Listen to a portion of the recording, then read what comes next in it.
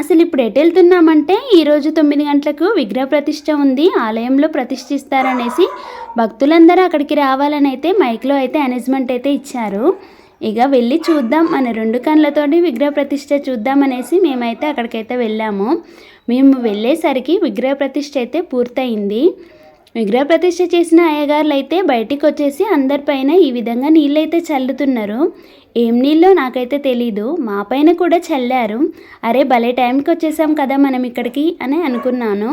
మనకి ఎంత పుణ్యం ఉండాలి చెప్పండి, మన తరంలో ఇక్కడ గుడి కట్టి మన ముందట అమ్మవారిని ప్రతిష్ఠించారంటే. గుడి అంటే కొన్ని సంవత్సరాల పాటు ఉండేది కదా, మన కళ్ళ ముందు చూస్తూ ఉంటే మనకైతే ఎంతో అదృష్టం కదండి.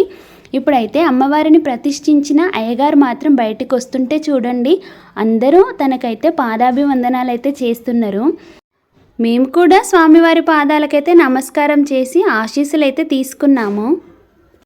సర్లే ఇవన్నీ బాగానే చెప్తున్నావు కనుక అసలు మీ అమ్మవారిని మాకు చూపించరా అని అడుగుతారు కావచ్చు. చూడండి అమ్మవారు ఎంత చక్కగా అలంకరణ చేసి ఉందో. మీకేమన్నా కోరుకుంటే మా అమ్మవారిని అయితే అడగండి. వెళ్ళేటప్పుడు మాత్రం ఒక చిన్న లైక్ వేసి అయితే వెళ్ళండి.